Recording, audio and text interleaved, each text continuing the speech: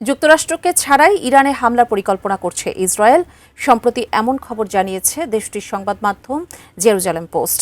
জানিয়ে নতুন করে মধ্যপ্রাচ্য জুড়ে উত্তেজনা ছড়িয়েছে। তবে এবার তেল আবিবের এমন পরিকল্পনার মাঝেই ইসরায়েলে হামলার বিশাল ছক প্রকাশ করল তেহরান। এতে কাঁপছে নেট দুনিয়া। তবে কি আবারও সংঘাতের দ্বারপ্রান্তে ইরান ইসরায়েল? বিস্তারিত জানাচ্ছেন এসআই রাজ।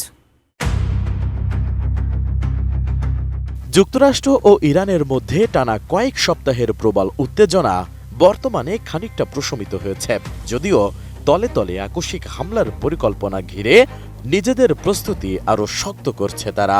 ইরানের ব্যালিস্টিক ক্ষেপণাস্ত্র কর্মসূচি ইসরায়েলের ঘুম হারাম করে দিচ্ছে। এজন্য তারা যুক্তরাষ্ট্রকে ছাড়াই প্রয়োজনে এককভাবে তেহরানে হামলার পরিকল্পনা করছে। সাম্প্রতিক সপ্তাহগুলোতে মার্কিন কর্মকর্তাদের এ কথা জানিয়েছেন ইসরায়েলের প্রতিরক্ষা কর্মকর্তারা। নিরাপত্তা সূত্রের বরাতে এ তথ্য জানিয়েছে দেশটির সংবাদ মাধ্যম জেরুজালেম পোস্ট।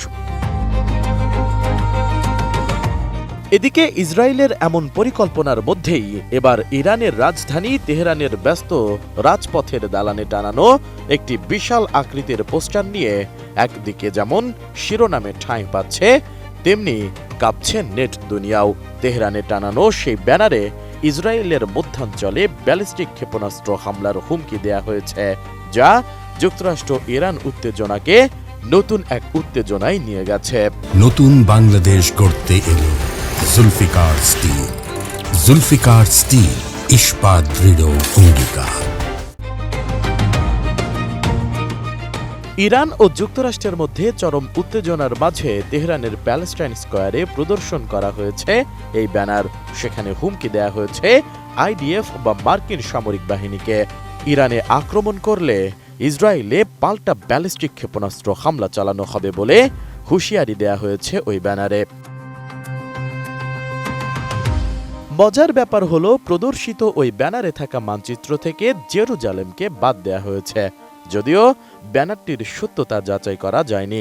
মানচিত্রটি ইসরায়েলের মধ্যাঞ্চলকে তুলে ধরেছে, যেখানে বেন গুরিয়ান বিমানবন্দর, তেল আবিবে আইডিএফ-এর ক্রিয়া সদর দফতর, হার্জলিয়ার কাছে কিল্টে আইডিএফ ইন্টেলিজেন্স ডিরেক্টরেটের বেস এবং অন্যান্য কৌশলগত গুরুত্বপূর্ণ স্থানগুলোকে লক্ষ্যবস্তু হিসেবে চিহ্নিত করা হয়েছে।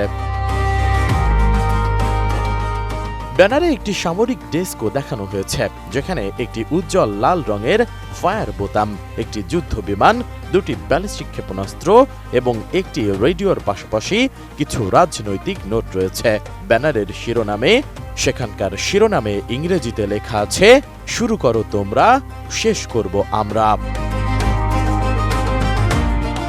যদিও ইরানের এই রহস্যময় ব্যানার প্রদর্শনের ঘটনায় এখনো কোনো আনুষ্ঠানিক বিবৃতি দেননি ইসরায়েলের প্রধানমন্ত্রী বেনিয়ামিন নেতানিয়াহু, তবে সর্বোচ্চ সতর্ক অবস্থায় রয়েছে ইসরায়েলের প্রতিরক্ষা বাহিনী। এসআই রাজ, ডেস্ক রিপোর্ট, এটিএন নিউজ।